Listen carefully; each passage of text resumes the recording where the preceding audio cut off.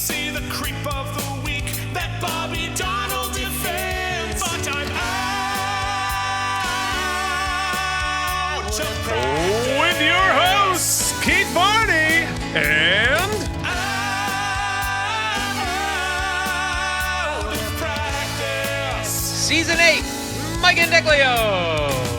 Way back in high school, most every night, my mom watched QVC, so I missed the practice. There was no TiVo, what could I do?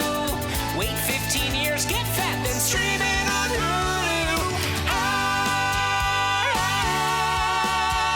of practice. It's the Season 8 Oopsie Awards! Out of practice. Jam along with us now because you only have 2 more chances to bop along. Out of practice.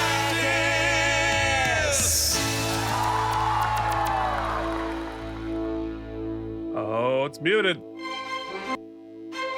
Welcome to the Season 8 Out of Practice Oopsie Awards! Tonight, we hand out the prestigious awards for distinguished achievements in the Practice Season 8, starring Cameron Manheim, Steve Harris, Michael Badalucco, Jessica Capshaw, Rona Mitra, and James Spader, with appearances by Dylan McDermott, Marla Sokolov, Holland Taylor, Ray Abruzzo, the Robin with Nipples. half of the cast of Boston Legal, Several people auditioning for Boston Legal who didn't get the gig. Sharon Stone, Viola Davis. Betty White, A mounted human head on Eugene's wall. sexual harassment, Denny Crane. Denny Crane, Co-hosts setting each other up for disaster. boom, ass, red, raw, burned, ass, burned. Superhero punches. I did think about doing the voice and then thought better of it. Italians Tree houses. and Denny Crane. Without appearances by Laura Flynn Boyle. Lisa Gay Hamilton. Or Kelly Williams. And now your hosts, Keith Varney and... Mike Indiglio. That went about as well as could be expected. It's funny because what I would have said was that went so much better than expected. No, well, I mean, for us, I feel like that's pretty good. That's Folks, great. welcome to the Out of Practice Podcast Season 8 Oopsie Awards. I can't believe we're here. We are handing out the final Oopsie Awards before the final Oopsie Awards. So let me explain how this is going to go down. So today is your Season 8 Oopsie Awards, which will be just like Season 7, Season 6, and all the other seasons. Next week, or possibly in 2 weeks, depending on how long it takes to prepare all of the craziness we have set up for you, we are doing the series finale of Oops, where we will be debuting a whole bunch of new material that will be, would have helped about 5 years ago to get people to watch the show. But we'll be handing out awards for the entire series, as well as lots of our thoughts and feelings. If you would like to write us, email us in anything for the series finale, you can do it at outofpracticepodcast@gmail.com or on social media at outofpracticepodcast on Facebook and Instagram. Mike, do we beg for money on the award shows? You know what? I'm not going to beg for money. We do have a Patreon, patreon.com/KNM. But here's the thing, guys. We appreciate all of you. We'll get mushy in the next recap episode. This is going to be my last, probably, I don't know if I'm going to get to do it here or I'm going to be in the mountains. So I want to just take a quick moment to just say thank you. We have teased quite a bit and cajoled often about the low listenership of the show. Now, that was all true. Don't get me wrong. Not a lot of people listened, but not zero people listened. And so For those of you who have listened silently in the background, for those of you who have taken the time to write in, to mess with us, to correct us, to help us in research, to do full bits, to do voicemails, to do research, to do whole videos. We never in our wildest imaginations did we think we'd have that kind of engagement. We're so appreciative of it. And to be quite frank, we're not going to get to talk too much about it. We're kind of sad that it's all over. Also a little relieved because it's been a haul. But as I had mentioned before, we're not going to go anywhere. We're still creating stuff. We're still ideating more stuff. But if you want to jump on the train so you get notified of everything that happens as it happens, find us on YouTube, give a like, subscribe, but check out the Patreon, patreon.com/KNDM. Maybe just bookmark it. And when we put something out that you dig, then you can help give us some dollars. But thank you, Yes, thank indeed. you, thank you, thank you. Yeah. This is going to go on the YouTube, Keith, because I think, you Yeah. know, just we'll have a presence. No, for sure. And yeah, I mean, I think there'll be a lot more times for thank yous next week, in what promises to be probably a little teary finale. But yeah, I've been in preparation, been going back through all of this old material and thousands of screenshots going back to season 1, and tucked in those folders are some of the stuff that you have sent us. All the messages from Phoenix, some of the videos from Jorge, and just the all of the people who have contributed to this. It's really extraordinary. It's been really fun to dive back into all of that. But today we are only talking about season 8. We're gonna be laser focused like we always are. We are going to talk about season 8, which means we have to do our regular segments, including what has always been one of my favorite ones, even though the summer lives forever. But we do need to answer the eternal question. Mike, after season 8 aired, what were you doing this summer in the basement? I think I had mentioned last week on the Summer pod. of 2004, I should point out. Yeah, I was doing the Brooklyn band shell and loving my Park Slope, but I was also getting an email about going on tour with the company Keith and I had worked for to do Titanic. Candlewood International does not exist anymore. I'm sure they are defunct, yes. They were putting up a thing of MAME, and they needed like an ensemble slot filled. I guess somebody dropped out because the money was atrocious, and probably the show too. Who knows? No, it was pretty good actually. And they asked me if I would do it, and I initially had said no, I'm not interested because I don't dance. Keith, as you might, I don't fancy myself a dancer, and they were looking for somebody who could do those things. But as machinations will play out, I'm going to end up having a pretty nasty breakup and having to move in with my friend. And so then I'm like, get me the hell out of here. I want to deal with this somewhere else. And so I'm so thankful I did, because I met some of my dearest friends on that tour as well. So I don't remember getting that call. No, this was, as many things in my life have been, this was the 4 people have said no. Who the hell can we find that we can just throw in there like a slop bucket? And that tends to be me. I get that call because I'll do anything. And but Keith, I believe this is also, if I'm not mistaken, your emails could verify. This is about the time we also had gotten emails regarding a potential Titanic Japanese venture. Yeah, I think that was supposed to be the fall. Yeah, but that also went bye-bye. It sure did. That did not happen. I didn't find those emails in this summer. I think it was later in the fall that we were supposed to do that. But when season 9 of The Practice could have aired. Could have aired. We would be signing contracts and rushing our passports, getting our visas, and then nope. Yep. Like a week before rehearsal started.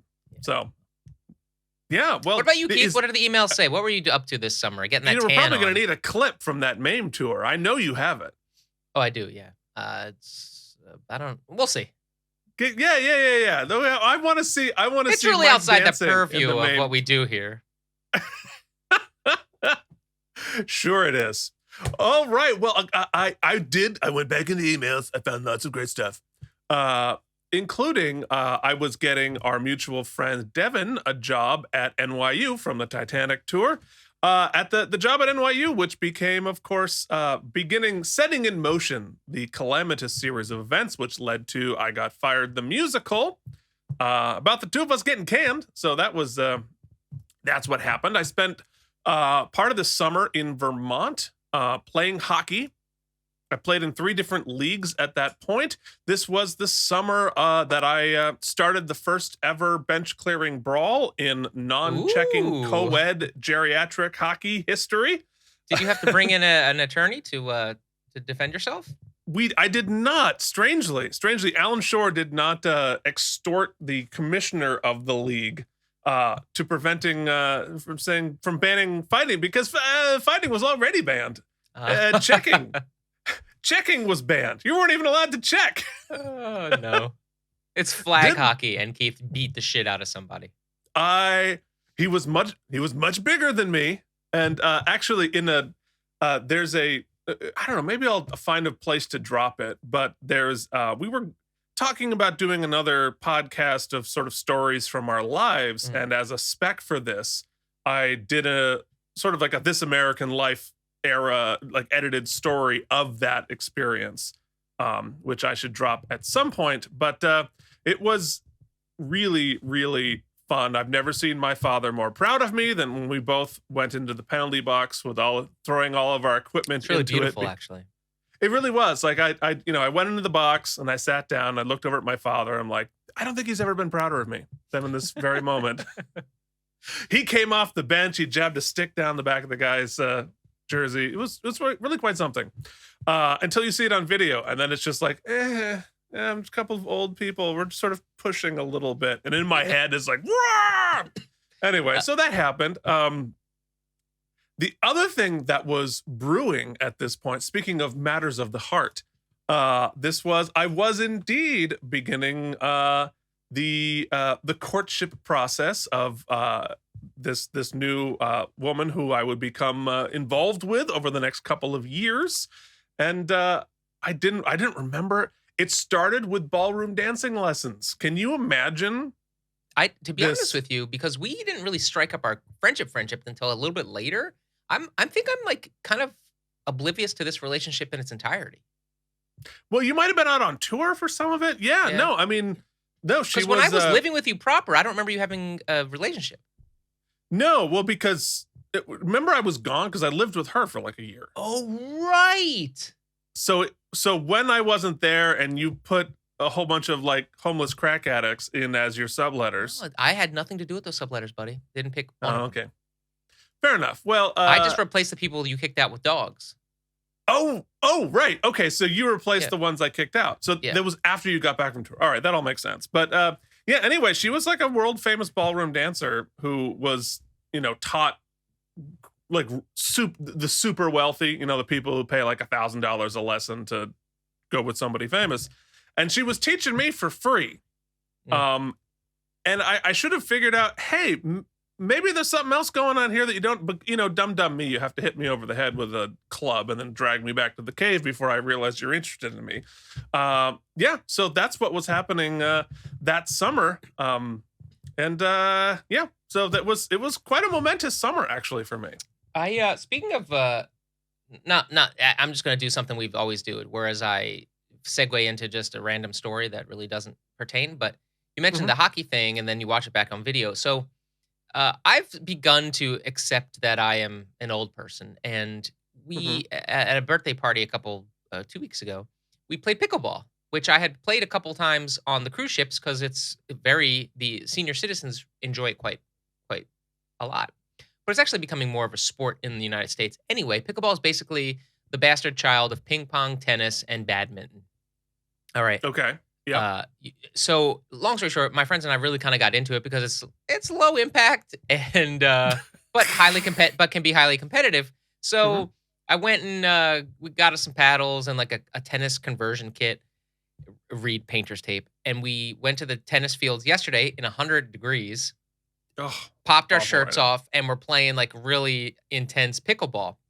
Jen took a bunch of pictures, my wife, CEO Jem, and I was cycling through the pictures, and I realized that in my head, the experience I was having Mhm. felt like X Games level. Oh yeah, no, for sure. Yeah, looking back, it was Yeah. just a bunch of like chubby old guys hitting balls back and forth. Yeah. That is video documentation is humbling.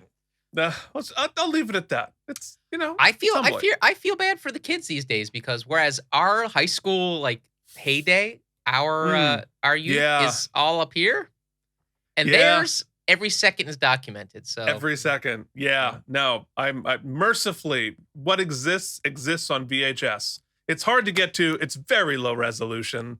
And I can always say, I'm like, oh yeah, no, I was better. It's just 320 by 240 really doesn't show the full version of it. But you know what? We should show the full version of what was going on summer of 2004 in the world. It's time for the Out of Practice Podcast's This Day in the Summer. World. The greatest hits, the biggest movies, headlines from Vermont, essential sports updates, and for some inexplicable reason, the weather It from was 20 hot. years ago. Now back to Yeah. Keith and Mike. stinky Not New as- York hot. Stinky New York hot, although happily I was up in an ice rink in Vermont, so not so bad for me. The top songs this summer were Burn by Usher, I Believe by Fantasia, coming off season 2 of American Idol. Oh yeah. Did you see her in Color Purple? She was phenomenal. I didn't, and I can't remember that song either. I can't remember either of those first two songs. Maybe another one I No. will. Lean Back by Terror Squad. Lean back. That I got. Okay. No, I didn't know any of those. The top movies included Spider-Man 2, which I think was perhaps my first official date with this lady. Oh, did you hang upside down and then she like made out with you? I mean, if anyone was hanging upside down, it'd be the professional dancer, not me. Anyway, we also saw Harry Potter and the Prisoner of Azkaban, Shrek 2 and The Village were all major movies this summer. In the news, the Senate Intelligence Committee reports that the Iraq weapons program was overstated. So this is when we realized, oh, oops, yeah, no, it was all a lie, and we just blew up like 2 countries for nothing. And also, the Democrats nominated John Kerry for president. He reported for losing. All right, Nailed so that brings us to this year's Emmy Awards. Ooh, I forgot about this part. Excited. See, remember we used to win a lot of these. I and can't believe we then- were nominated. I can't believe this segment is even here. Although I have to And then imagine less so. Spader probably gets nominated. Well, we're gonna find out. We're gonna find out. Starting with the nominees for drama of the Emmys, included The Sopranos, Joan of Arcadia, 24, The West Wing, and CSI. The winner was The Sopranos. The yeah, Practice of course. was not nominated. In Best Actress in a Drama, the winner was Allison Janney, and none of us were nominated because it wasn't a great season for women. All right, the nominees for Guest Actor in a Drama include William Shatner. James Earl Jones for Everwood, Martin Landau for Without a Trace, Bob Newhart for ER, Matthew Perry for West Wing, and William Shatner for The Practice. And the winner was William Shatner for Yeah. The Practice. That's huge. Yes, indeed. Denny Crane. Now the nominees for Guest Actress in a Drama included Louise Fletcher from Joan of Arcadia. Mike, get ready for Louise Fletcher on Deep Space Nine because holy moly. I'm psyched. Also nominated was a previous winner for The Practice, Marlee Matlin, nominated for ER, Mayor Whittingham for SVU, and Betty White for The Practice. Also nominated, Sharon Stone for The Practice. And the winner for Guest Actress in a Drama, Sharon Stone. She came out ahead. She full on won.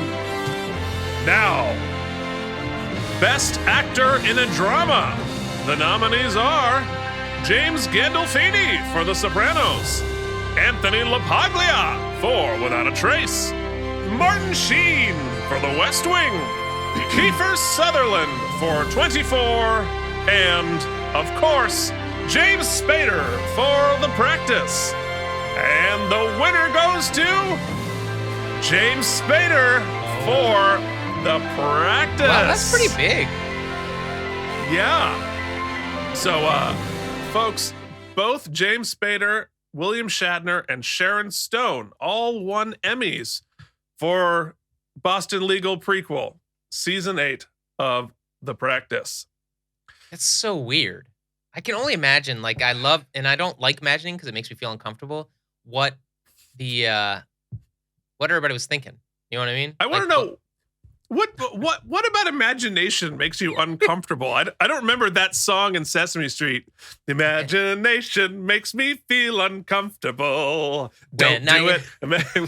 When I imaginate my best, I feel stressed. Maybe just because you're a pervert, people imagine other things. No, I'm not imagining Perv Town. I'm imagining Dylan and Lisa Gay stewing in their living rooms going, what? They fired us and these people came in and won Emmys? Did anybody watch it? Because I watched it. Sharon Stone's work was great, if erratic, but that's what she has asked to. And of course, we all know, we can't deny the Shatner and Spader chemistry. Sans. Yeah, the Shatner and Spader songs. So, it's good for them. And I mean, it's clearly a prequel to the success they're about to have starting next season. Although I think it was successful right from the gate, if I'm not mistaken. Yeah, it was. So, all right. So now it is time to, Mike, how well do you remember season 8? I mean, I would be great if I had a pictorial journey through the season. Oh, you think? Yeah. Let's do the Out of Practice Podcast Season 8 recap. Starting with Episode 1, We the People. Nipples Robin is on trial for killing his pregnant wife. Viola Davis shoots a drug dealer, and Alan Shore defends a homeless man who forcibly kissed a woman. Oh, yeah. Little did we know how prescient that was going to be. The season of cringe. Season of cringe. Next one was The Chosen. Nipples Robin loses it on the stand, and Sharon Stone shows up and talks to God. Cause of action. Sharon Stone joins the firm and defends a guy who really hates his wife, and the peppermint twist. Alan bails out Eleanor by ratting her client out to the judge, and Eugene saves Alan. Blessed are they. Sharon Stone represents a guy who mounted his mother's head on the wall. Luckily, she solves it by mounting it on Eugene's office. Alan Shore shows compassion to a guy who really likes cleaning toilets. The heat of passion. Eugene defends a white supremacist. Jamie misses a filing deadline, and Alan bails her out when not grossly flirting with Tara. I'm taking over. Do it. The Lonely People. The firm uses gay panic to try and get a white supremacist off. Good one, Keith. Alan defends the peppermint twist guy before banging his sister. By banging his sister. By banging his sister. We'll read it cold. Rape shield. Jimmy defends a guy accusing of raping Bartlett's daughter. Kittleson and Jimmy drink together. Let's go back to back. Concealing evidence. A dude runs into the office and hides a knife in the conference room. Oh, yeah. Alan helps with concealing evidence. Victims' rights. Alan tries to protect a girl from being taken back to Romania. This was a good episode. To be a child bride. Eugene helps a guy assassinate his wife's killer. But he just assists. Ah, damn it. I screwed this up. I should have made you do it. Equal justice. Need pee, long drive. Need pee bad. Bottom buttocks. Bottom burn. Red raw skin. Bottom burn. Red raw. Blow off toilet bowl. Did you tell me the truth? Did you turn on closed captioning to get that just right? Yep. Police Of course. state the cops torture a guy who may or may not have shot an officer. Our team fights to hold. Look at that screenshot.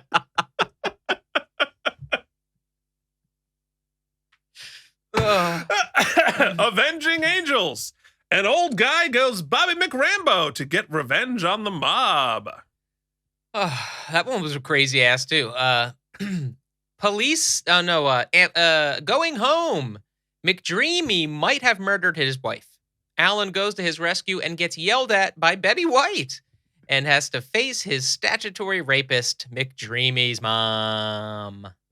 Pre-trial blues. Betty White extorts McDreamy and his mom for money. Alan finds out his hometown hates him.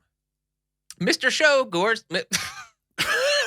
Mr. Show Gores? Guys, we are failing a literacy test. Mr. Shore goes to town. Alan goes scorched earth during McDreamy's trial and gets him off, but he totally did it.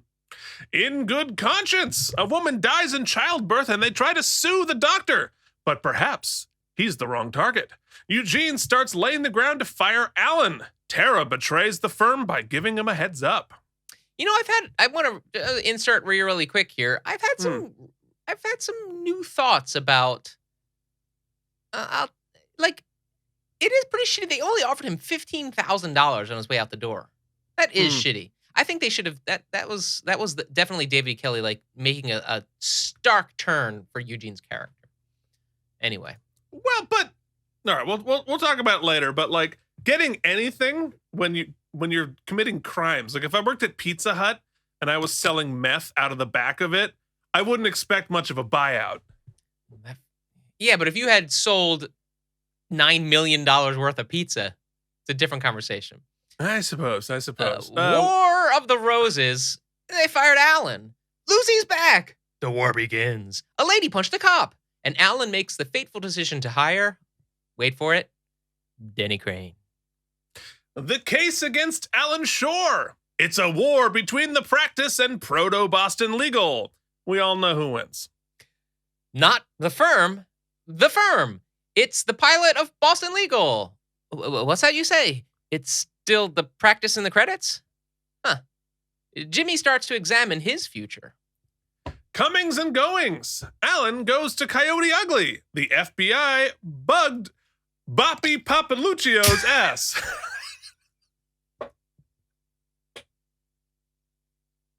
No, it's Boppy Pooplanuccio's ass. No, it's Bobby Poop-Laduccio's ass. If you read, that's what you wrote. You wrote Boppy Poop-Laduccio.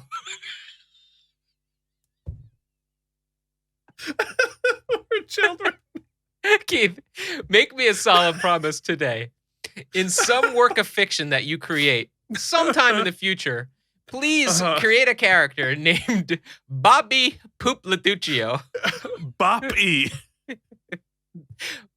Boppy Boop. Yeah, it's hard to say.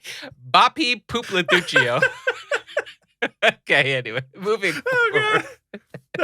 Eugene finds out he's up for a judgeship. Wait, New where hoods are on we? the block. New hoods on the block. Tonight on Boston Legal, Alan flirts and flounces with Sally and Tara. On Meatballs and Grunts, Jimmy goes to war with a mobster lawyer. On The Practice, Eugene's hearing isn't going well until he's rescued by Bobby Donnell. On a crossover between Boston Legal and Ally McBeal, Eleanor super punches Hannah Rose into the literal sky. And finally, Adjourned, a.k.a. Cheers. Everyone's leaving the nest. Eugene's a judge, and Jimmy is heading up the firm of Meatball and Meatball with Jamie, and Alan talks to the ladies. And Bobby cries alone at his desk. Let's not forget. Whew, all right, now I got to refocus. All right, so that is what happened in season 8. But before we give out some fake awards, I really want to give some new and interesting information that we got from our good friend and patron Jorge, who sent me a whole bunch of newspaper clippings from the time, contemporaneous news coverage of the show closing, which was closing theater term, the show being canceled. So some really interesting stuff that I read in here, and I actually transcribed some of it because there are some quotes here that I think were really interesting. Jorge, how did you get these? Did you sign up for like newspapers.com, or did you save these from the time? I'm so curious. Anyway, so here's a quote from Cameron, which I think was very revealing. In an interview with Newsday, as it ended, she said, "Some of the other shows are getting these huge fond farewells. Friends, Sex and the City." You know, I should point out that this is in a phone interview with the press with her, Michael, and David E. Kelley. So all these quotes happened directly in front of David E. Kelley. She said, "Some of the other shows are getting these huge fond farewells. Friends, Sex and the City. Well, we didn't get invited to Oprah. So yeah, I'm a little resentful of that. On a personal level, it's been hard for me to share these last few episodes with the new show. Just to set the record straight, I have absolutely no resentment towards James Spader. I think he's a genius, but I am sad, and I'll say it here and now." Which is interesting because you're talking about imagining how they were feeling. Well, they're feeling exactly how we felt. Yeah, and point of, I believe, yes, this is true. Keith, you probably don't know this. There were some audio issues with the episode last week, so I had to truncate the clip we played with David E. Kelley, and I had to cut off the part of listeners at home where he says that this had been very difficult for him, both professionally and personally. So it does sound like there was, or that was, maybe I listened to that part off. But regardless, I don't think you all heard it. And No.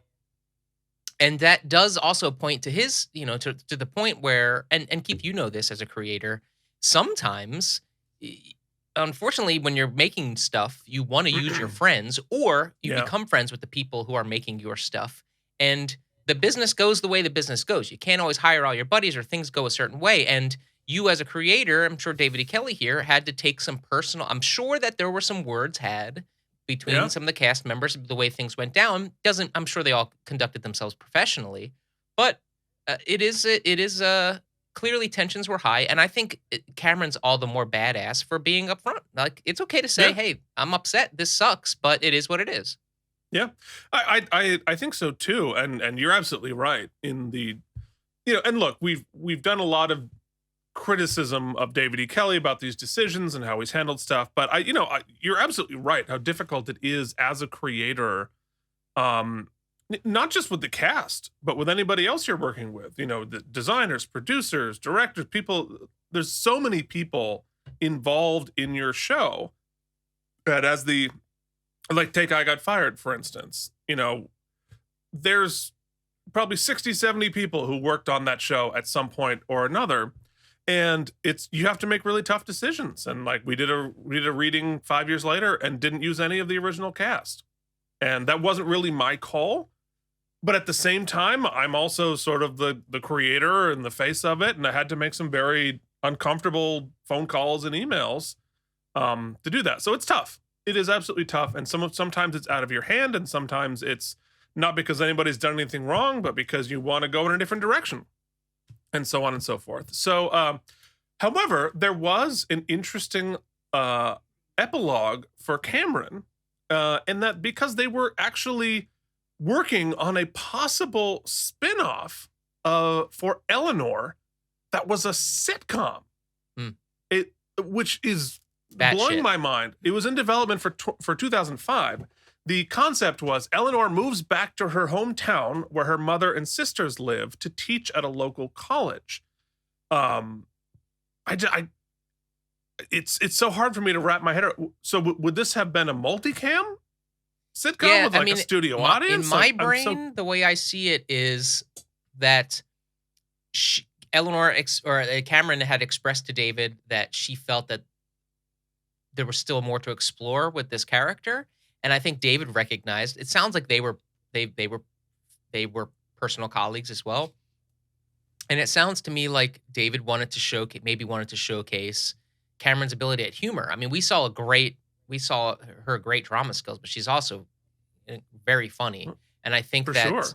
and I think that maybe they were gonna. It's clear to me that from interviews and from just kind of his oeuvre that at this juncture, David E. Kelley was less interested in exploring dramatic procedurals and more going down a comedic route or looking at things Yeah. from a more absurdist lens. So it makes sense that that would be something they were percolating. Yeah. Interesting. I mean, what an alternate universe. That I would, Especially when it seemed pretty clear they were like maybe sub-developing the Jimmy, the Goomba and Grunt. right. Yeah, I don't understand why Meatballs and Grunts never got developed. Anyway, so speaking of Meatballs and Grunts, I also have a quote here from Michael from the same interview. And he said, "This past season has been the antithesis of what the practice was about the past 7 years. I thought it was interesting to have a character like Alan Shore come on board who was sort of the opposite of what we stood for. For all intents and purposes, the practice ended last year when Bobby sort of closed the lights." It's like they're on our podcast, Keith.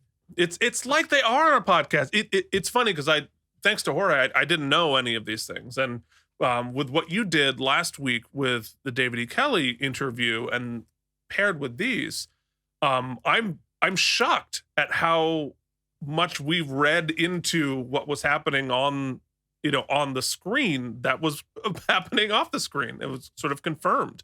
It has all the feels of like a big Hollywood power couple breakup happening in the media, but just more like as an ensemble. I mean, it definitely feels that. And what I think is really powerful is that you get the sense, and I think speaks great to the cast we had for the show and why we were so lucky to kind of have this, is it's clear to me. I think we've both what's the word? Implied it in our conversations. It seems to me like there was some sour grapes, rightfully so. Like if I'm on that ensemble cast and the way it went down, it seems like it sucked a little bit. And, well, I mean, and I wouldn't call it sour grapes. I'd call it justified grapes. Sure, yeah, but whatever the grapes, it is, whatever happened, the grapes went sour. Unpleasant grapes. Yeah. And even though it's confirmed and we're hearing these things in the press and we're even hearing these direct quotes, what's cool is that nobody, like nowadays, people go scorched earth and people drop rumors and there's this and there's beef and there's that. Everybody seems to have conducted themselves really professionally, and not slandered anyone, and that's really cool. And also like these conflicts, because you think about stuff that has come up from contemporaneous shows, like what Joss Whedon was up to and what all these things that have come out lately. This is all sort of professional and artistic conflicts. It's budget. It's like, I want to take the show in this direction. It's, it's normal, everyday artistic conflicts. Yeah. So I want to finish our little news section here with a quote from the Star Telegram and in a review, which I thought was very sort of revealing about what this reviewer was thinking, but also I think we were as well. He says, "What's certain is, if you're still attached to the original players of the practice, if you're still hanging on to the hopes of at least getting a skeletal version of the series, my advice is to cut all emotional ties now or risk severe disappointment." This was the setup for the finale. "Those who have hung around long enough to see how the mighty have fallen have suffered. For a brief moment, the season seemed as though relief would come in the sociopath we know as James Spader. Spader was part of the rebuilt the practice. The show was unceremoniously gutted after ABC refused to pay the $6 million per episode price tag to air the show. Ratings had dwindled down to 7 million from the total of 10 million in its heyday, and soon the show became a caricature of itself." Which I think that's fair. I think that's true. I mean, I think the show did sort of become that. Of course, if you think about a show getting 7 million viewers today, that'd be a giant hit. The show would never be canceled if it got 7 million. But yeah, so it seems from everything that Jorge sent me there that pretty much everybody was feeling what we're feeling now going back over the show. Which I know we're not talking about it, but which really stands to give credit to how they were able to take that and then create this new show in the shadow of this image and have it be such a smash. Yeah. You know, well, I mean, I think what makes this hard, right, is that it's not that Boston Legal isn't a great show, and it's not like it wasn't a valid show. And honestly, it's not that I don't understand having to cut back budgetarily and turn over the cast, right? I understand all of that. It's how do you get from A to B to C? That has always been the issue that I've bumped on. Right. All right. So you have to move on with the cast. Okay, great. How are you going to do it? How are you going to show the actors and the characters the respect for the journey that they've been on, the audience has been on? How do you show respect to that? Same thing. You're setting up a new show. How do you do that in a way that is still respectful of the show that you have created for 7 years and everyone who's been watching it and is invested in it? Well, to play a little make believe, Keith, has been, I've been accused of having only a perverted imagination, but turns out that it's not. Makes me uncomfortable. Your imagination makes me uncomfortable, Mike. So, we have to look at this through the lens of the time period it was in. The network format, the rollout and the release format was locked. Okay. Yeah. Recently, there was an interview I heard. I wish I could remember the creator, but they were basically talking about how once streaming started, once you started writing for streaming, this creator never wanted to go back to network, because in network television, you're laying down the tracks as the train's going, right? You're right. Writing shows. Shows have already been aired while you're still writing the next ones. Whereas in streaming, you put everything in the can and you can make edits. You can, something that happened in episode 20, you can go back and rewrite episode 2. It's different now. And so much more creative freedom and control. Yes, today I could say that there's an argument for David E. Kelley could have been like, okay, here's the budget I've been given for season 8. I'm going to spend a bit of money on the first 3 episodes and make like a mini movie and write the practice out. And then I'm going to spend the rest of the season transitioning over. That we understand that was not the possibility. He was given, it seems like a pretty binary choice. Cancel the practice, or you get one more season and then you can transition over. And so he made the decision that he needed to, like he said last week, slowly transition the audience into the new tone. I don't know if that was necessary. I feel like it could have been, this is over, use some time to make this over and then start the new thing, but that wasn't my choice to make, obviously. No, and I think that your point there is very well stated, that the train is moving. With all these decisions, the train is moving. The train never really stops, especially when you're doing 22 episodes a season. As opposed to 10, like even the off season when it's not airing, well, you're not stopping working. Like you have to get that going. And as we know, towards the end of season 8, the turnaround was so lightning fast. With the hockey story, we're able to see like, oh my God, they turned this episode from idea to screen in 6 weeks. So that it's a lot harder to make these decisions on a moving train. All right. Speaking of moving trains, it is time to hop on the train of our final season Oopsie Awards. Michael! Ladies and gentlemen, the Out of Practice podcast, in unofficial, unsolicited, unfactual association with David E. Kelley Productions, proudly present Oopsie. The Oopsies! Celebrating excellence in acting good, lawyering good, guesting good, and being Tom Brady. Not to mention, this is where we rate the episode and stuff. Now, here are your hosts, Keith and Mike. What the hell are the Oopsies? Well, Jackie, they are an award show that begin with Most Valuable Lawyer.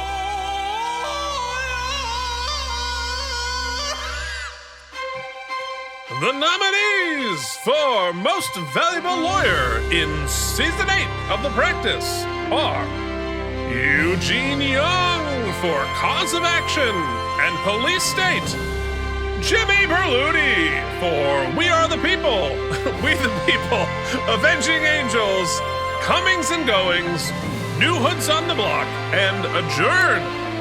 Jamie Stringer for 2 episodes I didn't write down.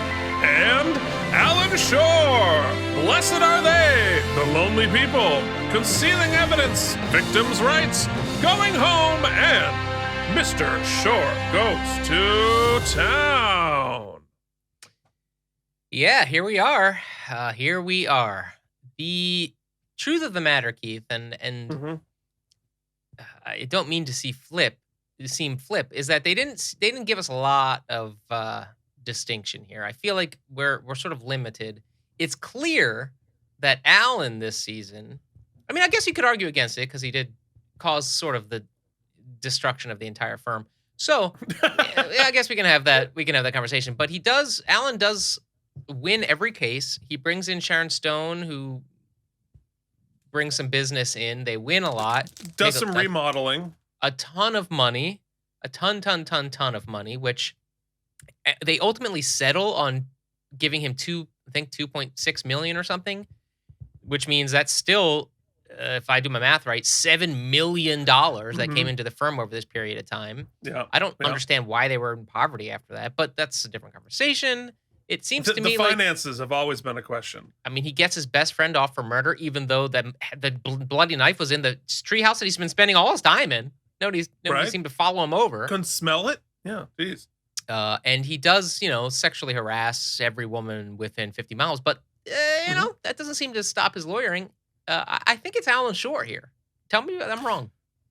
I'd love to tell you that you're wrong, but there's not a heck of a lot of other lawyers lawyering, right? Like, they just don't. It's the Alan show from start to finish. There aren't even a lot of giant other cases that don't involve Alan, because like you have we have the Robin case, right? And then you have the Peppermint Twist case, which kind of morphed into a different case. They all sort of morphed into other things, but then it just became about Alan. Like it was Alan in his hometown. Then it was like, can we fire Alan? Then it became this, that, the other thing. And so, yeah, I mean, Alan was a grenade, right? But a lucrative grenade. So everybody, it blew up everything. Everybody eventually lost their jobs, but they all made a lot of money doing it. So I guess it's... Wait a second. Okay, all right. Do we have an alternative? It's the last one, so I'm going to just throw out a potential loophole. Okay. That we could exploit if we wanted to. Let's discuss it before we decide whether we want to pull that grenade pin to really beat a analogy to death. Blow up a dead horse? It seems to me that judges are lawyers. They have... So you could make the case that Eugene, who we've come to love and respect, Bobby came to tell how much he loves and respects him. In fact, James Spader, Alan Shore, who just potentially won our most valuable lawyer, tells Eugene how much he's beyond reproach and respects him more than any other person. And Eugene has just ascended to the bench and will continue to probably lay down the long smack of justice for years to come. Who knows how much longer the rest of these lawyers will even be practicing. So Eugene could potentially be set up to be the most valuable lawyer for the greater Boston area moving forward. Well, you're absolutely right. Moving forward. But we are not adjudicating the future. We are not adjudicating the past. We are only adjudicating season 8. And he'll be adjudicating everything now. So I just want, on behalf of some of our Matt and other listeners, that's right. I just want you to know that by awarding the Oopsie to most valuable lawyer to Alan Shore, you are officially condoning everything he said or done. Yes, absolutely. Of course. 100%. Yeah. 100%. All right. Well, let's play the applause. You got to play the applause. Play the applause. Oh, where is the applause? Hold on, I have to find it. I'm not even on the right. Wait, it's got to be around here somewhere. We failed. No, that's not the right one. Well, it's appropriate. It's appropriate. Totally appropriate. Yeah. Mike, you're gonna have to do. Yeah, you have to do your own clapping. Alan Shore! Who won that Yeah. oopsie? Alan Shore did. He sure did. Yeah. Well, you know it's funny. Like the article I read about talked about the appearance of the sociopath James Spader and not Alan Shore. Yeah, it seemed Oops. pointed. All All right. let's move Anyway, on. moving forward. Already famous because you've been on TV. Getting a pay. Gotta do the dance, buddy. On your IMDb. Way to go. But you're the best guest actor. You are the best guest actor. You are the best guest actor on the episode.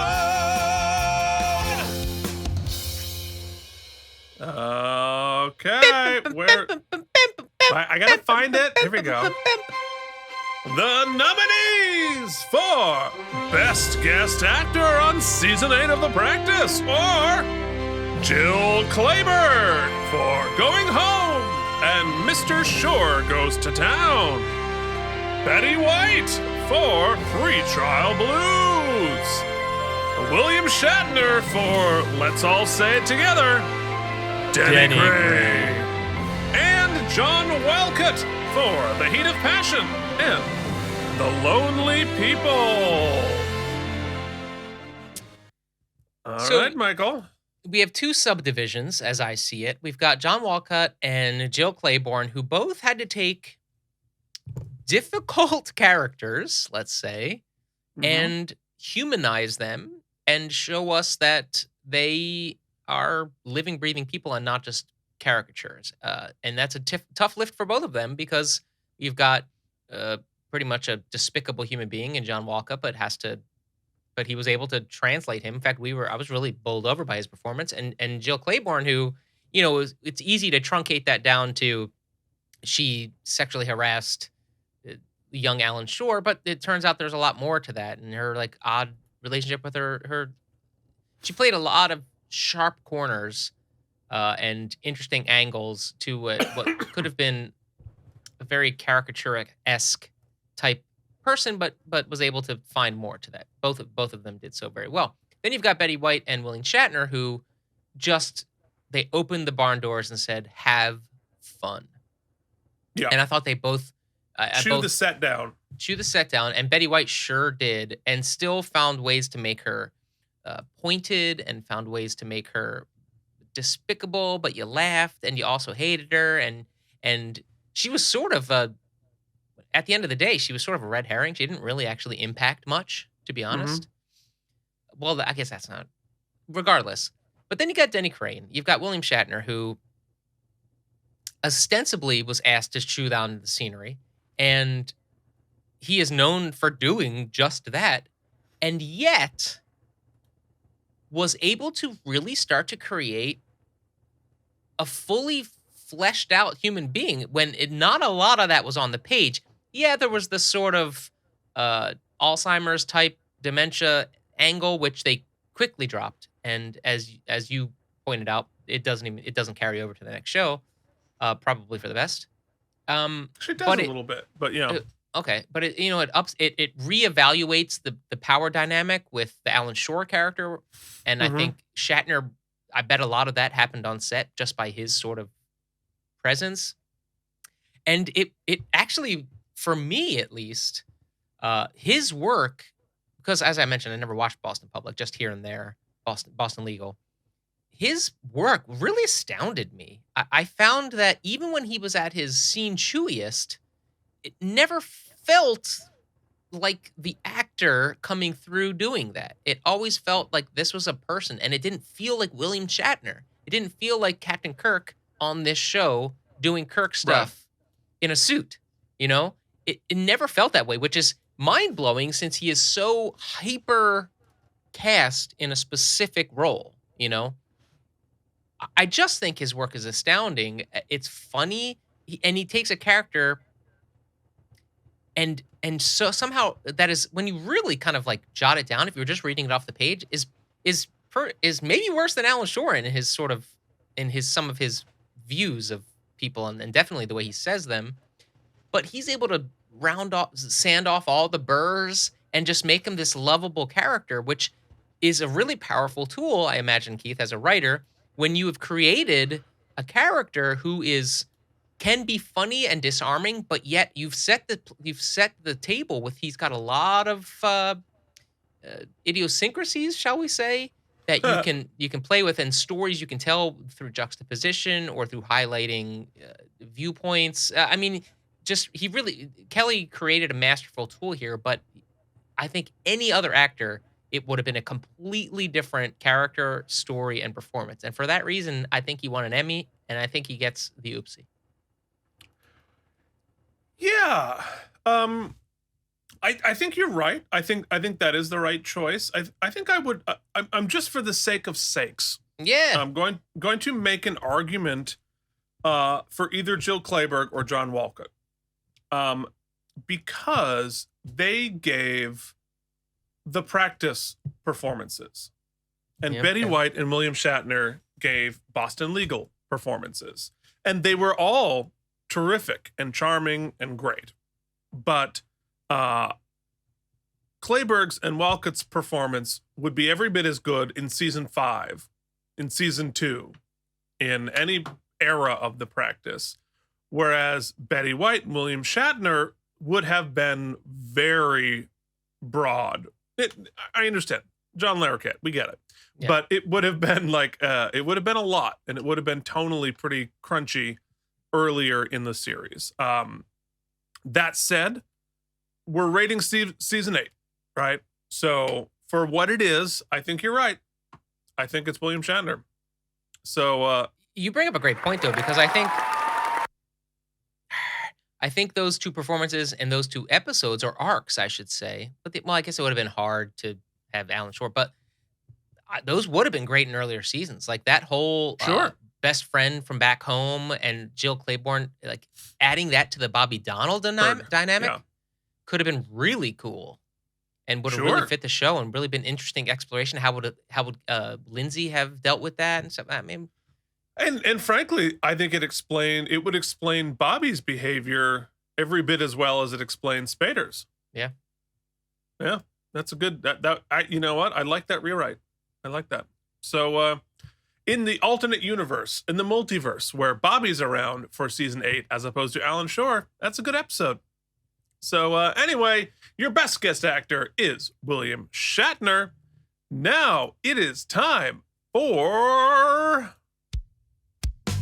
You killed your podiatrist or blew the case, but you let a single tear run down your face. You're the best actor on the show. Ladies and gentlemen, the nominees for Best Actor on The Practice Season 8 are Michael Badalucco for We the People, The Case Against Alan Shore and The Firm, Steve Harris for Cause of Action, The Heat of Passion, The Lonely People, Concealing Evidence, In Good Conscience, and New Hoods on the Block. Cameron Manheim for Cause of Action, Avenging Angels, In Good Conscience, War of the Roses, Adjourned, aka Cheers. And finally, James Spader for Cause of Action, Blessed Are They, Rape Shield, Concealing Evidence, Victims' Rights, Going Home, Pretrial Blues, Mr. Shore Goes to Town, and The Case Against Alan Shore. Also receiving votes, Danny Tater for The Chosen. Also receiving votes. Oh, damn Danny Tater. He might be our best work. He might be the best mind figment that manifested. Oh, and for our finale, I'm definitely sitting here with a nice steaming bowl of Danny Tater's Spader Tots. Absolutely, 100%. And a nice, freshing La Croix. It's water in a can. It's water, but more wasteful. With a touch of environmental destruction. No, actually, I mean, compared to a water bottle. Anyway, what are we talking about? So, it's really hard not to jump forward to next episode, the final episode, and adjudicate this based on the whole series, because season 8 is tough. Season 8 clearly, we usually really debate these things, but they hammered us in the face here. I mean, James Spader, he is a genius. His work is incredible in this show, in this episode, in this season, and there's so much of it. I can make awesome shout outs to Cameron, Michael, and Steve, and I think we should highlight some things. I think Eugene's final arc finally feels not just vindication for the character, but vindication for Steve Harris this season, because he's been criminally used in the first 70% as just angry dad, right? With no agency. And then the way they play out the arc with Alan, it makes, as Matt rightly points out in a lot of his emails, seem like just a bitter diva who didn't get his way, so he's screwing Alan. But that doesn't really line up. A lot of the way that that Eugene was written didn't seem completely cohesive with the Eugene we've come to know this season. I would argue against that, but continue your thought. Okay, fair. That's the way it felt to me. I'm not saying it didn't seem justified, because I'm sure you will be able to explain how it was in many ways, but the framing used on that, you cannot disagree, painted Eugene in the role of the scorned lover, or whatnot, the antagonist of that arc, I believe. I don't feel that okay, way. we see it Interesting. differently. Okay, that's fair. We'll talk about it. It's interesting. Regardless, it's not the look of Eugene. I don't know. For all the respect that Alan talks about with Eugene, a lot of that wasn't put on camera this season. Right? Oh, for sure. Yeah. So it takes away a little of the bite every time Alan says it, and you're like, why are you such a dick to him all the time then? Like, none of that makes sense, because we didn't see any of the on screen, except they had a couple of heart to hearts. My point is that it's hard. So I don't want to make it seem like I'm voting for James Spader because there was so much of him. Let me give the other point. Like, the challenge Spader had here was enormous. Okay. Let's take a look at just coming onto a show in its final season and taking over the lead role after they just fired half the cast. Just walking onto the lot. Okay. Yeah. Yeah. You got to have giant balls. All right. And God knows how I wish there was some reporting of how he conducted himself on set, because I'm curious, right? It doesn't seem like anybody really hated him. It seemed like he was pretty respected. No. So I imagine he must have come with some sort of joie de vivre. The people I know who have worked with him are like, he is exactly what you'd expect him to be. Okay. Well, we'll let you all decide what that means for yourself. Not necessarily in a negative way. Yeah, I'm saying. James Spader. You imagine he's got a similar charisma and quality to what you see on screen, because he seems. Oh, no question. There's a lot of similarities. Anyway. I mean, I think it's just, I think he's basically playing versions of himself tilted towards good, or versions of himself tilted towards evil. I think that's. But here, he was given a very vague sketch of a character at the top. And that vague sketch seemed to ebb and flow based on probably changes in the writing, changes of direction, changes of how things Spader had done. Speaking of laying the tracks as you go, and they were kind of writing him as they were finding a character for a new show eventually.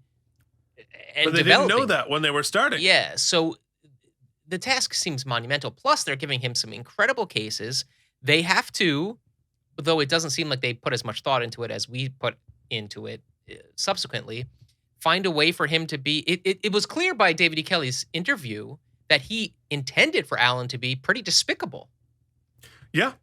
And not even an anti-hero, but sort of like a D-bag. Like that was the intent. He was supposed to be the bad guy. It was supposed to be a Vader. And then that changed, and Alan did it clearly without alienating everyone. Like Keith and I clearly have very strong opinions, obviously, but he won an Emmy. The ratings were through the roof. People loved it. They were tuning in again. They tuned into the next show. So it works. What he is, his recipe works, right? So it's looking from an acting perspective to be able to create that with success in those circumstances and be given an incredible stack of scripts. I mean, he was in every episode and they were huge arcs.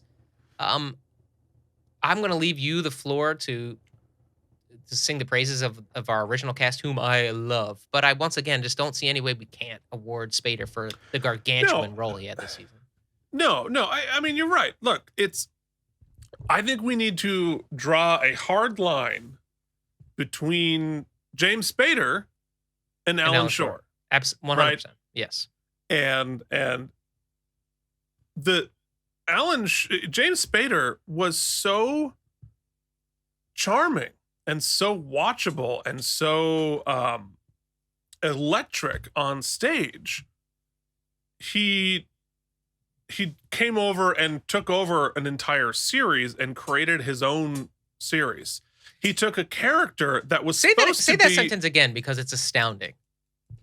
He came over to an established show, took it over so hard, they not only wrote him a spinoff, they rewrote the entire series he was on to do that. And they started with the intention of making him so unlikable that nobody was going to want him to succeed.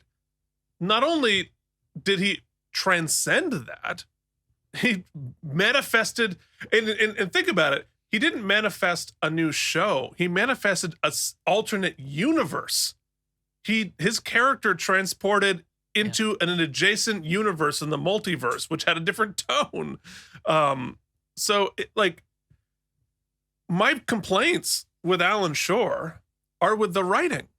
None of it's with Spader. Spader's unbelievable. Spader is so good that he overrides everything else, including sense and respect and right. But that's not Spader's fault, right? That's whoever wrote Alan Shore's lines' fault.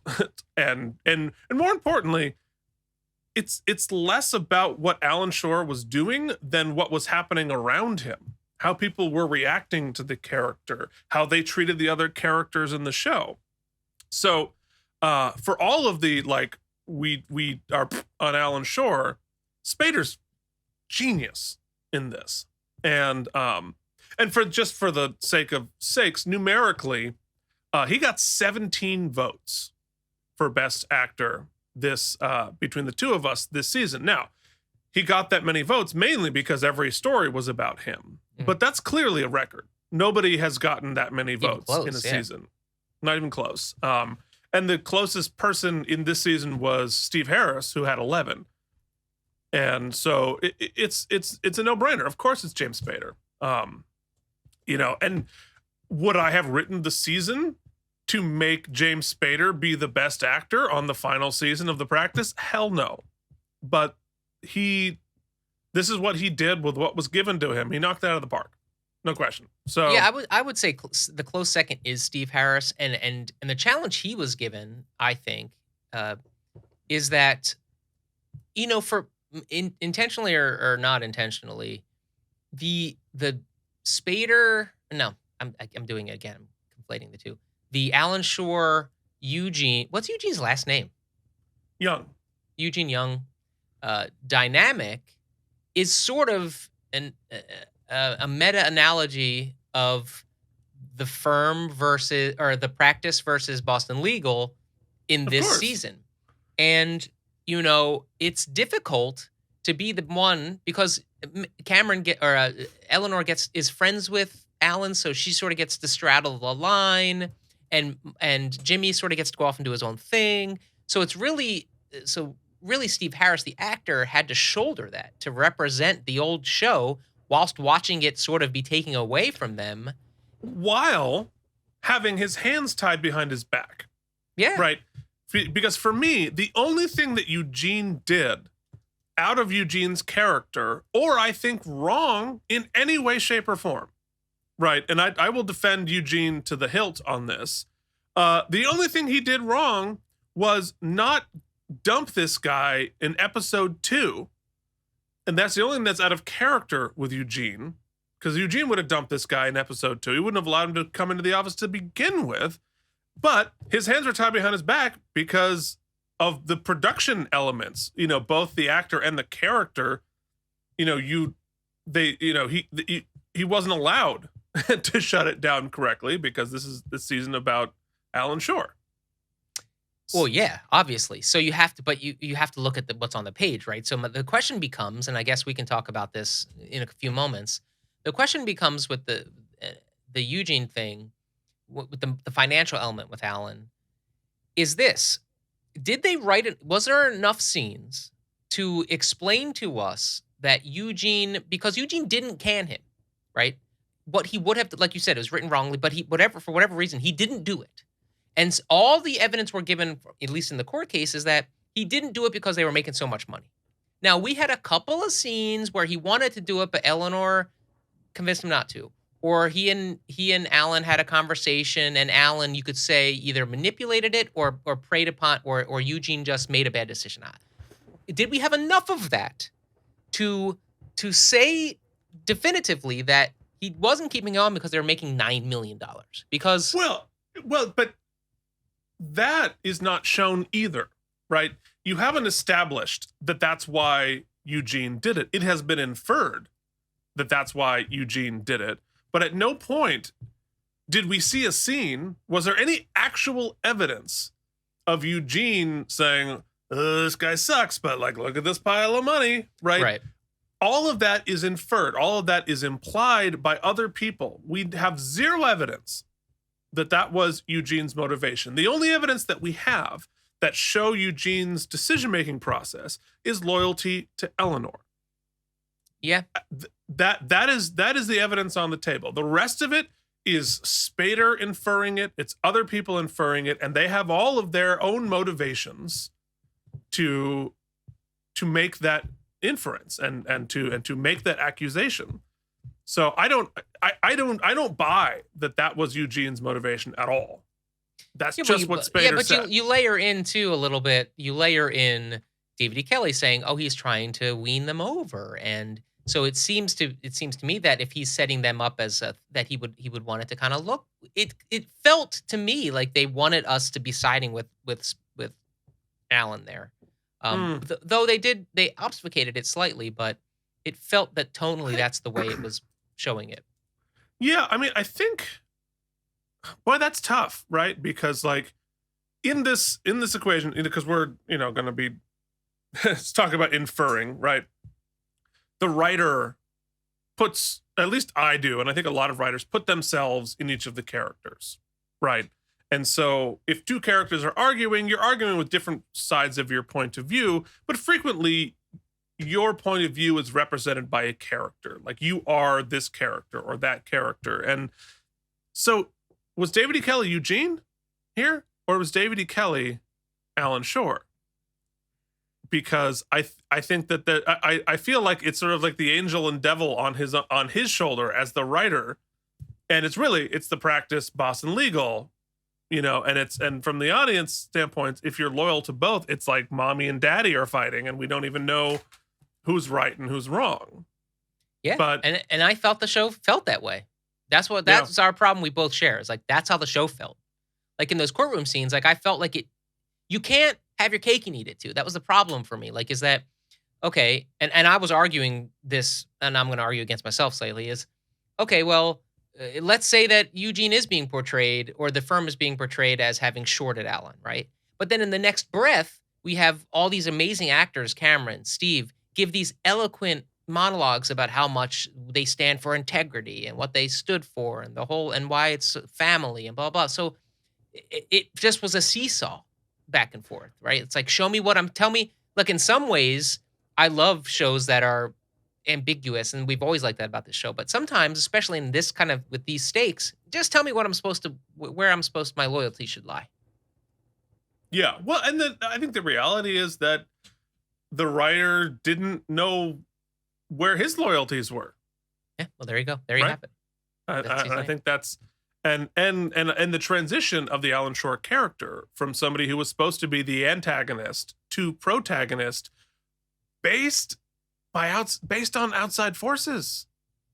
It's based on the audience loving the character that you started out as a villain. So the audience is dictating this as well. So for all of those reasons and more, being able to be the actor who has to shoulder all of that, for better or for worse, we give James Spader the Oopsie. James Spader, congratulations. All right, we're kind of into final tires already, but before we do that, we have to announce the nominees for Best Episode of Season 8 are Mr. Shore Goes to Town, Going Home, Victims' Rights, and Police State. All right. Should we read those recaps again? Yes, I think we should. All right. Mr. Shore Goes to Town. Alan goes scorched earth during McDreamy's trial, so that's the trial proper, and gets him off. So that's the conclusion of that arc. Yep. Going Home was the first one. Right. McDreamy might have murdered his wife. Alan goes to his rescue and gets yelled at by Betty White. Right, and then faces the mom. Victims' Rights. I remember loving this episode. That's the girl. He protects a girl. Alan protects a girl from being taken back to Romania to be a child bride. Eugene helps a guy assassinate his wife's killer. I forget how he does that. I forget the machinations of that one. So that was the one where this guy whose wife was murdered was trying to sue the guy who murdered his wife, who I guess got out, or like the trial went wonky, and so he was trying to sue him civilly. And then, the trial was going on, and he was like, I don't think they're going to get him. I want to sue him civilly. And then he he pretends like they were having an affair. He was having an affair to intentionally get the guy off for murder so that he could have somebody shoot him on the court steps. Yes. And then Police State, the cops torture a guy in the hospital who may or may not have shot a cop, and our team fights to hold them accountable. There you have it. Wow. It's nice that we could actually have some great episodes this season, despite what we kind of felt about the whole season. I think I might go rogue here a little bit. So I think that the Going Home, Mr. Shore Goes to Town arc was the best arc of the season. I wish I could say that the Judge arc was the best. I wish that had been a whole 3 arc thing, but forget it. Keep wishing one hand. Got 12 minutes of screen time. 12 minutes of screen time. So that arc was the best, but the individual parts had their faults. Like the Going Home, Mr. Shore Goes to Town, great episode. We loved the procedural court stuff, but that conclusion just really shat the bed for me. It felt a little, just the triteness of it. So I'm really down to, so Police State, we really liked that episode. It felt a lot like the episode we liked from one of the earlier seasons about the death penalty. And this one takes on a huge issue and breaks it off. And it's slightly hyperbolic. Where I'm going to put my vote, I know we're running really long, but heck, it's our podcast, is with Victims' Rights this season. And the reason I feel that way is because looking back upon all the episodes of all the shenanigans that happened, this was the practice episode that kind of felt like the show we've loved from the beginning. It was a fully, I think we even said at the time, our favorite version of Alan Shore. Like we saw his empathy early on. It was all the stuff that was peppered in was all like just peppered in. His jokes and his whatevers. Nothing felt egregious. It was peppered in. It fleshed him out. But he was really focused on this case. He used some of his tricks and tried his BS and realized that his hands were tied. And we had an incredible guest actress and the parents, and it was like a really tricky situation. And we were showed both viewpoints throughout the court proceedings. And in the practice kind of way, it doesn't go our way. And so rather than hit us over the head with a resolution that tells us what we should think, we're left with all these questions. And a glaring, without hitting us over the head with it, David E. Kelly lays at our feet his view on an injustice that is perpetrated often in our system because of our system being broken, and kind of where we fall on that spectrum. And the pieces are left, and the players are left to pick up the pieces off screen, and we have to deal with it emotionally, and it's a thinker. So I think, looking back, and I didn't even ask you the numerics, my favorite episode was Victims' Rights this season. Yeah. So let me give you the numbers on this. Mr. Shore Goes to Town was our highest rated episode, which got a 9.275, which feels very high. We were in a mood that day. Yeah, well, I gave it an 8.89. You gave it a 9.66. You were very generous this year. You were much more generous than I was. Going Home got 9.055. Well, you gave it a 9.11. I gave it a solid 9. Victims' Rights only came in at a 8.63. I gave it an 8.45. You gave it an 8.81. And Police State was 8.56. So I 8.51. You did 8.62. So numerically, it's Mr. Shore Goes to Town all the way. But I think you're right, honestly. I think when I go back, when I went back to write the recaps for all the episodes, right? That's the one I remembered most on an emotional level, right? I think that was the one that stuck with me a little bit. And the performance that we got from that girl, you're right. It is the best version of Alan Shore, because he has to turn down the perv because he's talking to a child, and which I appreciated. Thank you for doing that. You know, the Betty White. I think you're right that is the best arc of the season. The Going Home, Pretrial Blues, Mr. Shore Goes to Town. That is the best arc of the season. But I think you're right. I think it's Victims' Rights. I think you're absolutely right. So you've done it. You lawyered yourself good, Mike. Our best episode is Victims' Rights, kids. There it is. I'm sure if I go back and watch it again, I'll remember why I didn't give it higher. It was mediocre at best, but there had to, but it also could have been just our mood. Who knows? Yep, it usually is. We're a cranky and capricious couple here. Okay, folks, there is only one last thing to do for season 8, and that is, ladies and gentlemen, it is time to announce how many spare tires this episode gets. Well, as I said in the episode blurb for last week, I'll say it here. It might not have been the season we wanted. It might not have been the season we envisioned. But no, it is, it's however, the season we got. The season we got.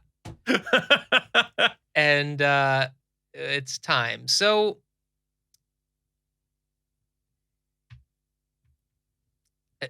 there's a lot of great work happening, and there's two ways to look at it. I think we actually surprisingly spent a lot of time this episode talking about the work, right?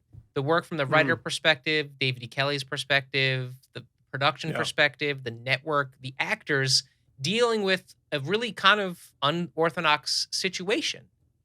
It's, especially for a final season. Now, they didn't know at the time they were going to transition, but they did know this was probably it, right? They knew after they fired everybody that this was probably the swan song.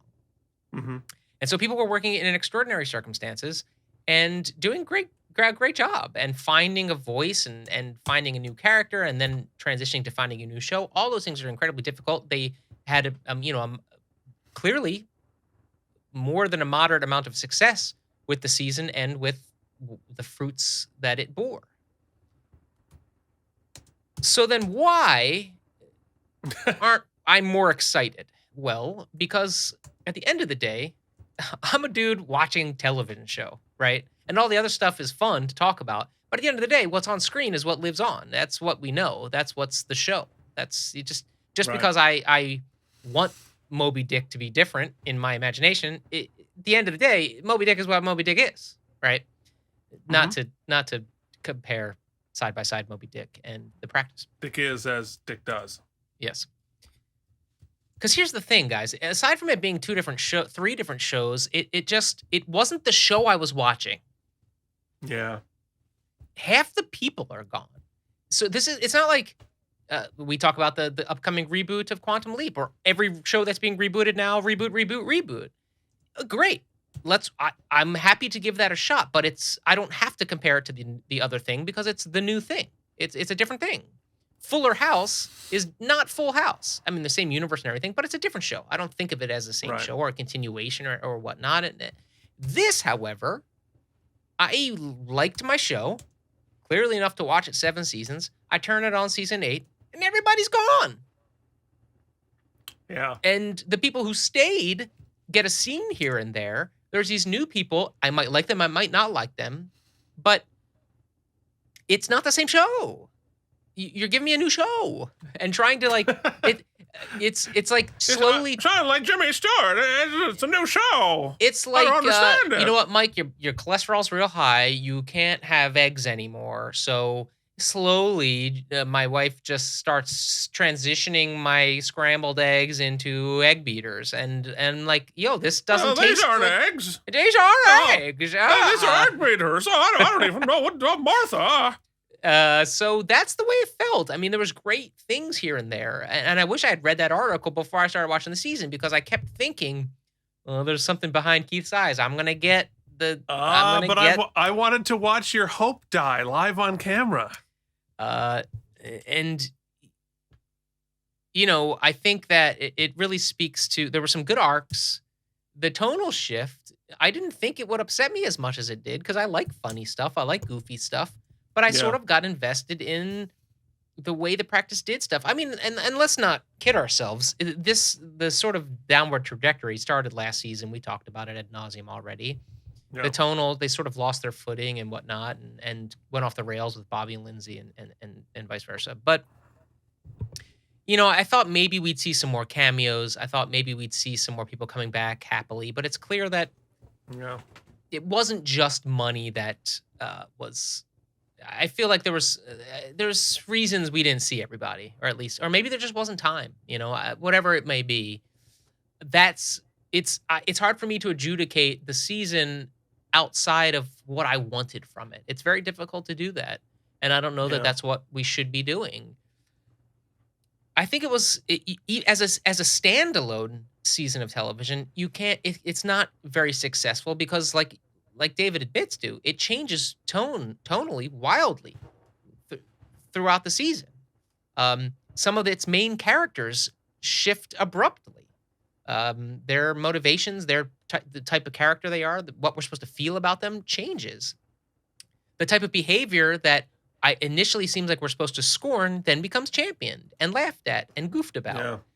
And so that tonal inconsistency, though it makes sense on the meta level of what they're attempting to do production-wise, as far as the story you're telling, and this is inherent to most like this type of television, but especially egregious here, you can't even say it tells a coherent arc of television. It's just all over the goddamn place. It's not to take away from incredible performances, groundbreaking performances, the rebirth of an entire career. Right, all those things happen also. So it's absolutely a monumental season of television, if not a particularly good one, in my opinion. It gets away from what the show is, and then gives me what I want or thought I wanted in just the smallest of little eyedroppers that it almost feels disrespectful. Like, you know what, guys, we're going to let you wrap up the whole series and talk about how much it's meant to you, and we'll see Bobby maybe for a second, but it's going to be in 3 scenes over 2 episodes at the very, very end. And it just, none of that, it all made me, the only fringe benefit of it is that because of that, the last sort of beats we get and the feeling, the taste in my mouth after we wrapped last week was this bitter melancholy that actually felt very much the practice. Right? A lot of those, like, the twist was it was bad the whole time. yeah, the fade to black as we're all sitting in the bar, just like bemusing our lives. Kind of felt like that taste I got at the very, very end. But it just felt like a different show. So in this, I didn't love it. In fact, we really didn't like it from the top. Not to take away all the positives, but I can't.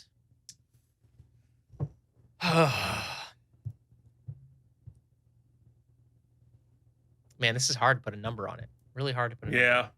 Yeah. Because there was a lot of, it was good. There was a lot of good TV inside of it.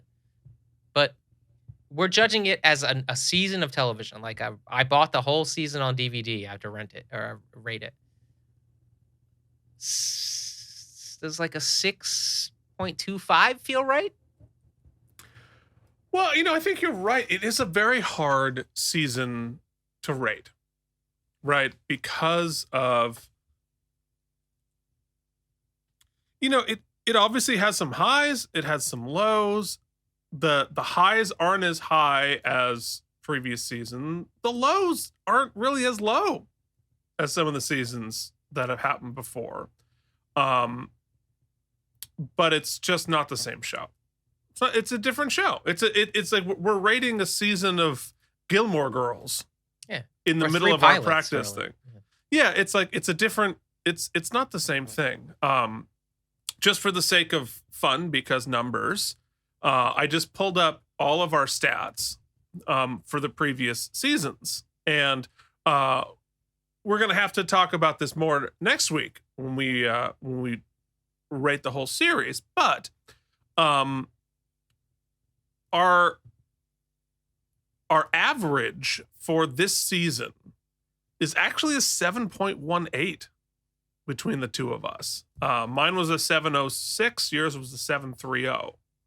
So it's actually not our lowest rated season. Our first 2 seasons were lower than that.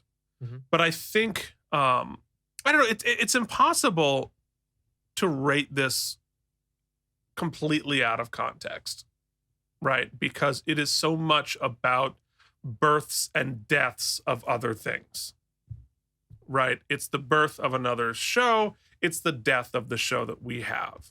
And as a pilot for Boston Legal, yeah, it's pretty good. Yeah. As a final season of the practice, it's pretty bad. So yeah, I mean, themes this year, old people behaving badly, sexual harassment, lack of accountability, and tonal shifts. And yeah, I mean, it's hard to rate. It's hard to rate because each individual episode is not objectively bad. And a lot of these things, Shatner's Denny Crane is so charming and interesting and fun. Alan Shore is a very compelling character. However, the Alan Shore of it all, this character is wildly compelling, but the more you watch it, the less compelling it gets because it has no, at least in this season, right? If you talk about food, you have depth of flavor, right? Something that tastes really good the first bite, like, oh, that's really good, like a Big Mac secret sauce, like, that's really delicious. But the finer dining will then have layers of flavor that emerge going on. And if you just keep eating a simple sauce over and over again, you're going to get tired of it. And like, wait, where's the meat? Like this tastes good, but where's the meat? Where's the beef? And I don't think we ever got there with Alan. We set up a whole bunch of quirky behaviors without ever giving us the backstory, without ever telling us why, without ever showing him grow or change or develop. And in that review, he gets called a sociopath, which in this world, he is a classic narcissistic sociopath. He doesn't change. He doesn't foster real relationships. He doesn't seem to be affected by other people's emotions beyond how it affects them. It affects himself. He's a sociopath. He's a genuine sociopath. Sorry to just insert this in the middle of a prepared statement, but Believe me, it's not prepared. we joked 2 seasons ago when Joey Herrick had his swan song and he became a lawyer. We were like, oh, we'd watch that pilot. It's not a far leap of creative juice to get what Joey Herrick, attorney at law, would have been to where Alan Shore starts, at least. Oh, absolutely. I mean, Alan Shore is definitely a spin-off of Joey Herrick. There's no question. His quippiness, his completely unprovoked meanness, his charm, his astounding arrogance, his sexual harassment, his lack of, human feelings, his narcissism, his wounded pride, and an amazing, spectacularly watchable performance from a incredibly talented actor. It is Joey Herrick. It's Joey Herrick in drag as Alan Shore, really. It turns out that pilot might not have been that good. But you could make it good if you have to unravel the onion. You have to show us what's going on underneath, or there have to be consequences. You can't really have both. If you're going to have an anti-hero, which I'm a huge fan of anti-hero, great. It needs to unspool in some fashion. There need to be consequences, like in Breaking Bad, right? Even anti-hero, he's charming, you're rooting for him, and then we're like, oh God, I don't know if I'm rooting for him anymore, and there are consequences. And we see the reasons behind his behavior, right? We understand Walter White, right? It starts with desperation. It ends up being motivated no longer by desperation and ends up being, it's narcissism that motivates him, right? What motivates Alan Shore? No idea. And we don't ever know. So it's a type of thing that adds up to a pile of nothing when it looks like it's going to be something. All right, so that's Alan Shore, right? How this show treated itself, right? Its own legacy, its own cast, its own history, its own tone was terrible, right? I get moving train. It's difficult. There's a lot of factors happening outside of the world. You can't always get what you want. You can't always pay everybody what you want. You can't always get everyone to stay around. There isn't enough, I get it. We have limited resources and time and money. But nothing prevents you from writing a story wrapping up these characters, even if you don't have the actors. Nothing prevents you from ending the show with respect to your actors and characters, and it wasn't a mistake, right? We heard from the interview with David E. Kelley last week. It was by intent. Mm-hmm. He choked the practice out slowly and purposefully. By intent. He strangled his baby and forgot to leave it at a church, So, he set up something else great. Absolutely. Hats off. You set up another thing. It was great and was successful and amazing. Started a whole Shatner-sance, right? Mm-hmm. But the way that you treated the practice, the show, the characters, the actors, the audience, right? I understand that writing is not necessarily about the audience, but it is a little bit too. And for those of us, who have spent hundreds of hours analyzing this. Right. And nobody expected a podcast about this show. The podcast didn't exist when the show came out. But as an audience member who has invested, I don't know how many hours of my life in 160 something episodes, I've given you a lot of my time, and that's earned you a lot of money. Can you treat the thing that I love so much with enough respect to give it a decent send off at least? And that's not what happened here. So, I'm disappointed. It's like I'm not mad. I'm disappointed. So I don't think I can give season 8, despite its good parts, and there are great parts about it. I can't think about it in the micro. I don't think there's any way to think about it. We talk about a series finale. It's a series finale. You're wrapping up an entire series. 8 years of investment. I can't give it any more than a 5. All right, that's fair.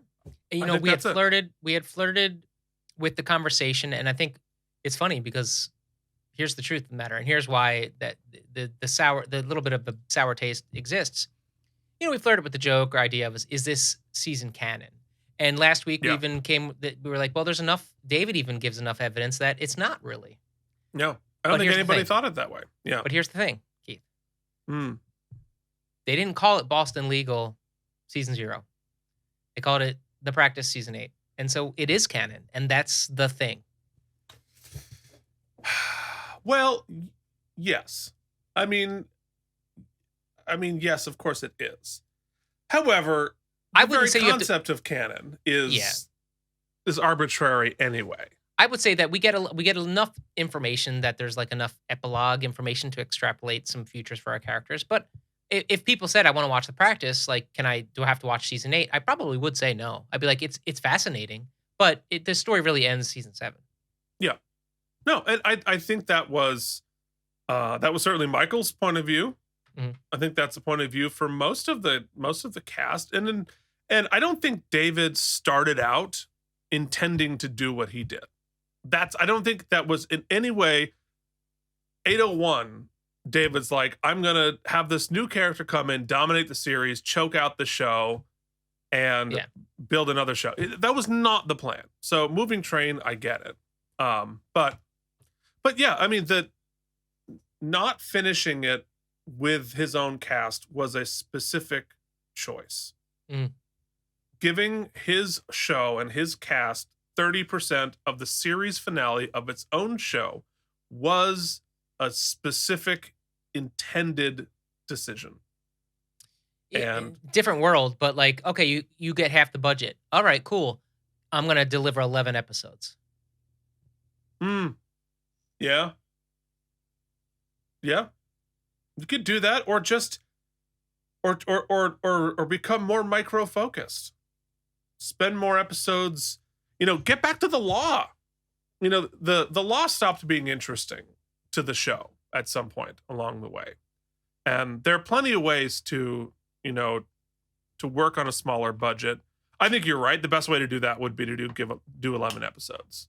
Which I'm sure ABC would have, or more to the point, like Keith and I, we are not, once again, this isn't a criticism of David E. Kelley either, because you make the business choices you got to make. And sometimes, but you have to recognize, speaking of consequences, sometimes the end product suffers. I think in the meta arc, clearly he was successful. He launched a new show that became a giant smash. Yeah. But, and we'll talk about this next week, you have to add up. In the long arm of media, a lot of these shows become ephemeral. And, when you pitched this podcast to me, I didn't even know that The Practice was a thing. I thought that Boston Legal was the only thing that was in my gray matter. So the way that this last season transpired, I have to believe had an effect on the legacy of the show. And I think that that's something we've had to reckon with. Yeah. Yeah. No, it certainly did. The shows that stick the landing are remembered more than the shows that don't. Just flat out. We think about series finales that are become part of our cultural lexicon, right? You know, you've got MASH, you've got The Sopranos, you have, you know, whatever. And when you mess it up, sometimes you can overcome it. You know, sometimes people hated the Seinfeld finale. I didn't. I got what they were trying to do. I thought that was, I was 100% on board with it. But other people have had problems with it. Lost spun out entirely because they didn't have a plan. And I think the same thing happened here. It spun out because they did not know where the train was going, but the train was moving. And there's no getting around it. So, well, let's say this, Keith, and put a little button on it. Regardless of, we're not as celebratory as we generally are in the Oopsie Spectacular. I will say it was a fascinating season to talk about these types of things, because for sure. At the end of the day, the moving part, show is great. You sit back, you Netflix and chill, you watch it, it's over. But when you really look at the large picture of how and why and all of the moving parts, it's a miracle any of these things end up for your eyeballs. And if I'm David E. Kelley listening to this, why?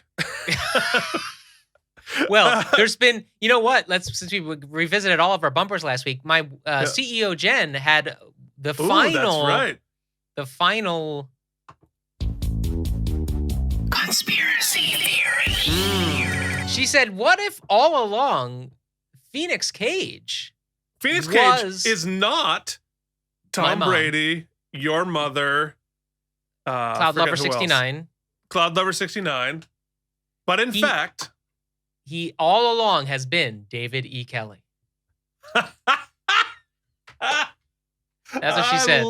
I love that so much. I think that should be canon.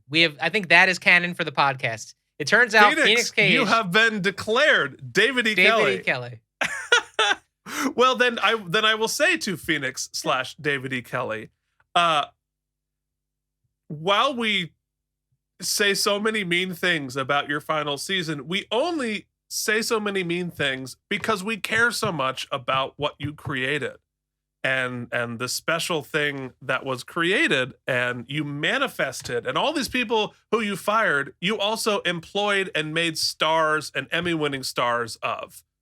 Most of them completely unknown before this happened. So, like, what was manifested into existence and how freaking difficult it is to accomplish any of what is here needs to be kept in mind, because it is extraordinary, and you created a hat that we have spent so many hours discussing, not because we hate it, but because we love it. So nailed it. There it is. So let us talk more about it next week in what will be next week-ish, depending on Mike's schedule, the series finale of the Out of Practice podcast. And will we be able to stick the landing for our series finale? Mike, it's gonna be something. I can't believe it. I can't believe we are going to record the last one. So, you know what? If you're listening at this point, you know all the stuff. I don't think I have to say anything. No. We all do. I feel like anybody who's listening this far could give the speech in their own heads to themselves. So, everybody out there, Jorge, Phoenix, Matt, Leanne from way back, Rice. Jennifer, Mashanova, all of the old hits and favorites. Yeah. So just listen in your head, right? It's all there. You know what we're saying right now. Just imagine it. While I sit here and just sort of emotionally process. This is the second to last time we're gonna hear this outro. In fact, we may not hear the outro next week, or when we do the finale. Yeah, it also, like, people have been listening, but they also have been watching us grow, Keith, watching us work through issues. Quite literally. It's really been a meta podcast about us losing our minds and then potentially regaining them and some sort of a positive outlook for humanity, or none of the above. Mostly. Well, You've seen, you've heard, you've laser sound. Stuck the landing. Laser sounds.